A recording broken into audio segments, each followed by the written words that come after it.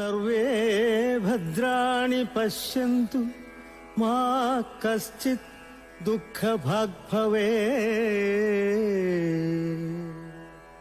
ഓം അപ്യായന്തു മമാംഗാനി വാക്പ്രാണശ്ചക്ഷു ശ്രോത്രമധോ ബലമിന്ദ്രിയാണി ച സർവാണി സർവം ബ്രഹ്മ ഉപനിഷദം. മാഹം ബ്രഹ്മ നിരാകാര്യാം മാമാ ബ്രഹ്മ നിരാകരോത്. അനിരാകരണമസ്ത്വ നിരാകരണമേസ്തു തദാത്മനി നിരതേയ ഉപനിഷത്സു. ധർമാസ്തേ മയി സന്തു തേ മയി സന്തു. ഓം ശാന്തി ശാന്തി ശാന്തി.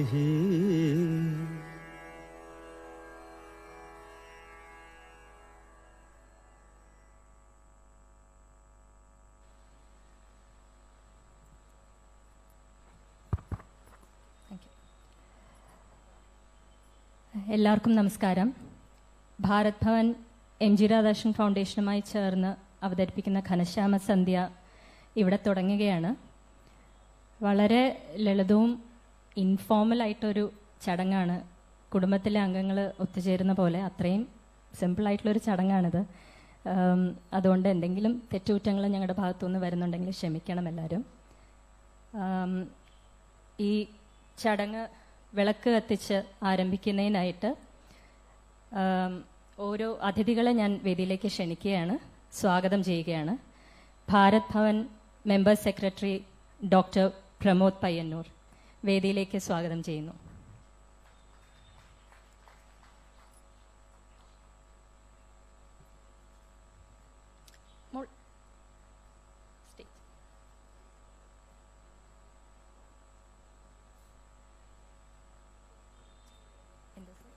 ഞാൻ എല്ലാവരും വിളിച്ചു.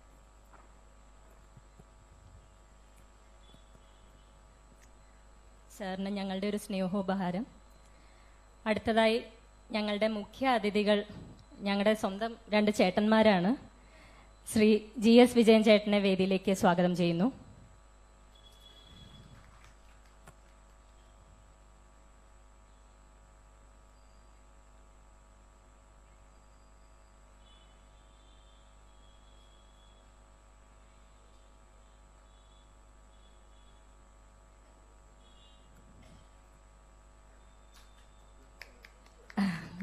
നന്ദു ചേട്ടനെ വേദിയിലേക്ക് സ്വാഗതം ചെയ്യുന്നു.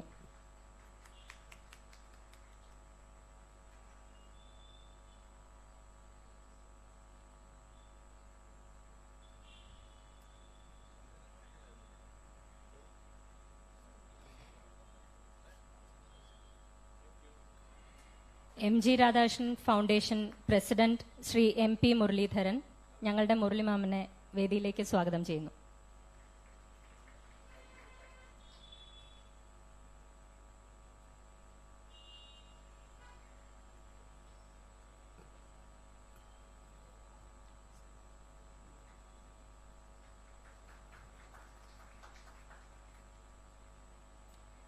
എം.ജി. രാധാകൃഷ്ണൻ ഫൗണ്ടേഷൻ സെക്രട്ടറി ഞങ്ങളുടെ നല്ലമ്മ, നിങ്ങളുടെ എല്ലാവരുടെയും പത്മശ്രീ ഡോക്ടർ K. ഓമനക്കുട്ടിയെ വേദിയിലേക്ക് സ്വാഗതം ചെയ്യുന്നു.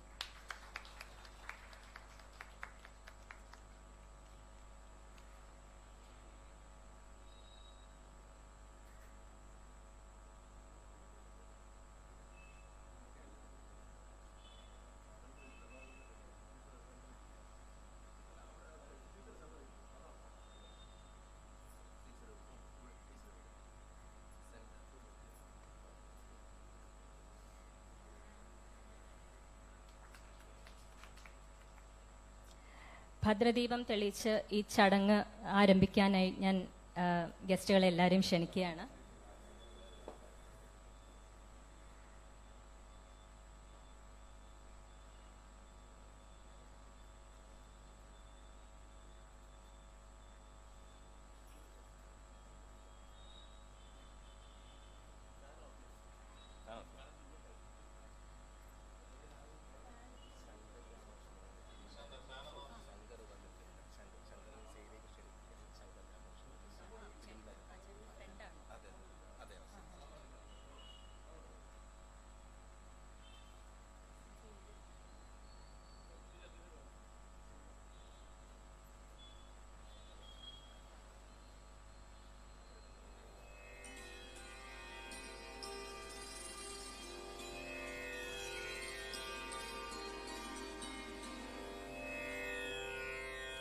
വാണീ ദേവി സുനീലവേണി സുഭഗേ വീണാരവം കൈതൊഴും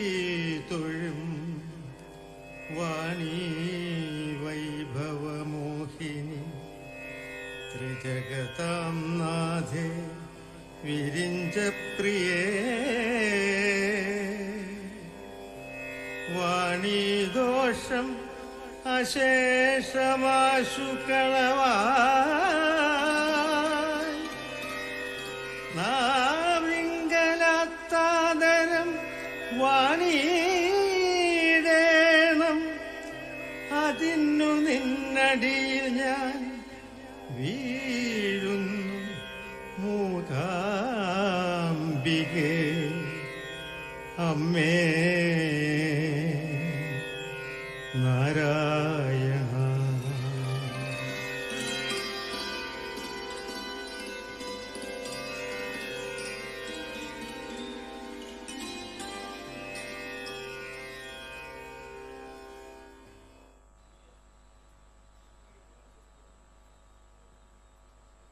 ഞാൻ പറഞ്ഞതുപോലെ വളരെ ഇൻഫോർമലായിട്ടൊരു ചടങ്ങാണ്.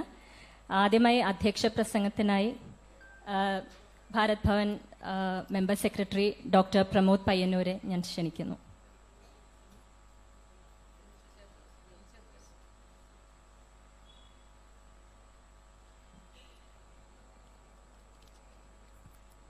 വേദിയിലെ സർവാദരണീയായ ഓമനക്കുട്ടി ടീച്ചർ, അതുപോലെ തന്നെ GS വിജയൻ ചേട്ടൻ, വേദിയിലെ മറ്റ് ആദരണീയരെ, സദസ്സിലെ ഏറെ പ്രിയപ്പെട്ടവരെ, സദസ്സിൽ പ്രിയപ്പെട്ട ശങ്കർ രാമകൃഷ്ണൻ അടക്കമുള്ള ഒരുപാട് വ്യക്തിത്വങ്ങളുണ്ട്. ഇവിടെ ഒരു ഓർമ്മ വീണ്ടും ചിറകടിച്ചുയരുകയാണ്. നമ്മുടെയൊക്കെ മനസ്സുകളിൽ എത്രയെത്ര പാട്ടുകളാണ് ഇങ്ങനെ ആകാശവാണിയിലൂടെ ലളിതഗാനത്തിലൂടെ ഇങ്ങനെ അലയടിച്ച് കടന്നുപോയത്. കാലം എത്ര കഴിഞ്ഞാലും 1000 പക്ഷികൾ പാറിപ്പറന്നാലും ആകാശം ഒന്ന് തന്നെയൊക്കെ നമുക്ക് എങ്ങനെയാണ് മറക്കാൻ കഴിയുക? അതിമനോഹരമായിട്ടുള്ള ഗാനങ്ങൾ, ആലാപനത്തിലും സംഗീത സംവിധാനത്തിലും തൻ്റെ സർഗമുദ്ര പതിപ്പിച്ച അനശ്വരനായ കലാകാരൻ്റെ ജന്മദിനം.